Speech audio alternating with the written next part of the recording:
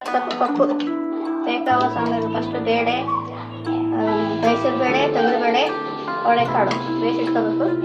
ಇದಕ್ಕೆ ಬೇಕಾಗುವ ಸಾಮಗ್ರಿ ಈರುಳ್ಳಿ, ಒಂದು ಈರುಳ್ಳಿ, ಒಂದು 4 ಮೆಣಸಿನ್ಕಾಯಿ, 2 ಟೊಮೆಟೊ, ಹಸಿ ಕರಿಬೇವಿನ ಸೊಪ್ಪು, ಕೊತ್ತಂಬರಿ ಸೊಪ್ಪು, 1 ಕಪ್ ಸಬ್ಬಕ್ಕಿ ಸೊಪ್ಪು, 1 ಕಪ್ ಪಾಲಕ್ ಸೊಪ್ಪು, ಈರುಳ್ಳಿ, ಹುಣಸೆ ರಸ, ಹುಣಸೆಹಣ್ಣು ನೆನಕ್ಕೆ ಇಟ್ಕೋಬೇಕು, ಹುಣಸೆ ರಸ, ಎಣ್ಣೆ, ಖಾರದ ಪುಡಿ, ಅರಿಶಿನ ಪುಡಿ. ಇವಾಗ ಒಗ್ಗರಣೆ ಹಾಕೋಣ.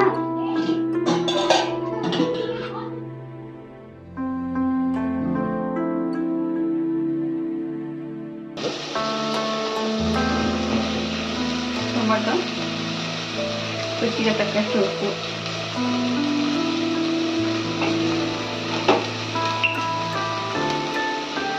ಹಾಕ್ಬಿಟ್ಟು ಹಾಕ್ಬಿಟ್ಟು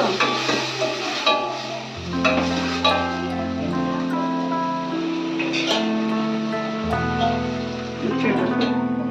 ಸ್ವಲ್ಪ ಬೇಯಕ್ಕೆ ಬಿಡ್ಬೇಕು. ಇದನ್ನ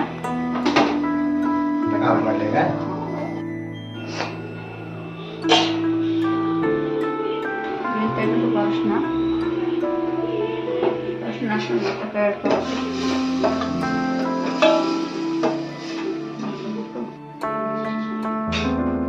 ಹೆಚ್ಚೊಂದಿರೋ ಸಬ್ಬಕ್ಕಿ ಸೊಪ್ಪು 1 ಕಪ್ಪು, ಹೆಚ್ಚೊಂದಿರೋ ಪಾಲಕ್ ಸೊಪ್ಪು 1 ಕಪ್ ಹಾಕ್ಬಿಟ್ಟು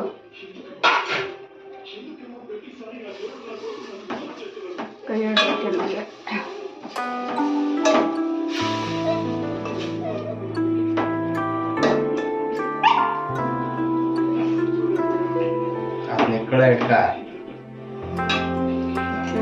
ಅವಶ್ಯಕತೆ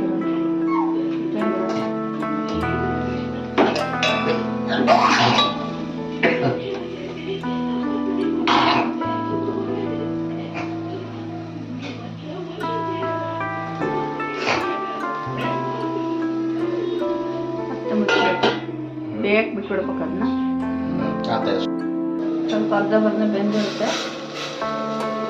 ಸ್ವಲ್ಪ ಖಾರದ ಪುಡಿ, ಆಮೇಲೆ ಹೇಳ್ಬೇಕು ಮೆಣಸಿನ್ಕಾಯಿ ಹಾಕಿರ್ತೀವಿ, ನಿಮ್ಗೆ ಬೇಕಂದ್ರೆ ಸ್ವಲ್ಪ ಖಾರದ ಪುಡಿ ಹಾಕೋಬೇಕು, ಟೇಸ್ಟ್ಗೋಸ್ಕರ ಅಂತ ಹೇಳ್ಬೇಕು. ಸಾಂಬಾರು ಪುಡಿ ಅಲ್ಲ ಐತಲ್ಲ,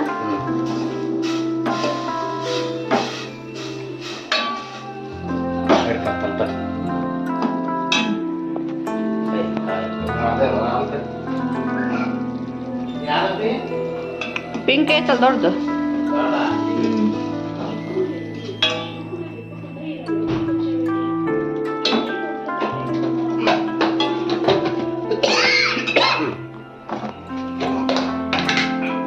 ಸಾಂಬಾರ್ ಪೌಡ್ರು,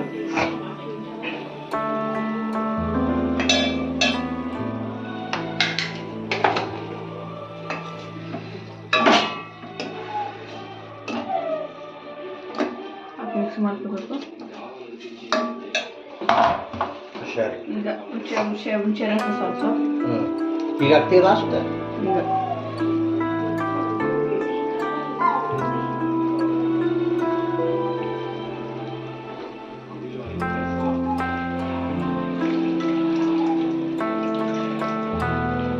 ಹುಣಸೆ ರಸ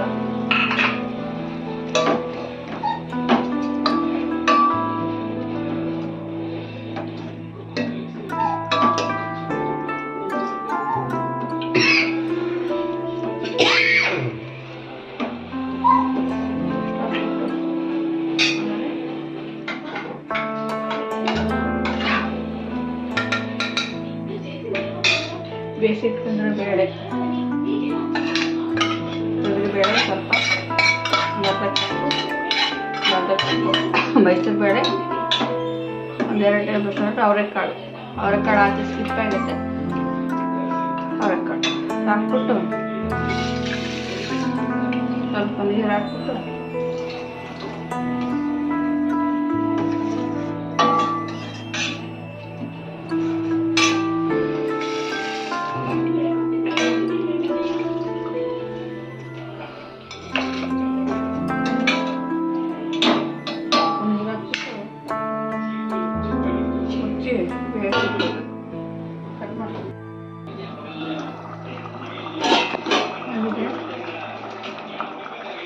ಲಾಸ್ಟಿಗೆ ಒಂದು ಸ್ವಲ್ಪ ಕೊತ್ತಂಬರಿ ಸೊಪ್ಪು ಹಾಕ್ಬಿಟ್ಟು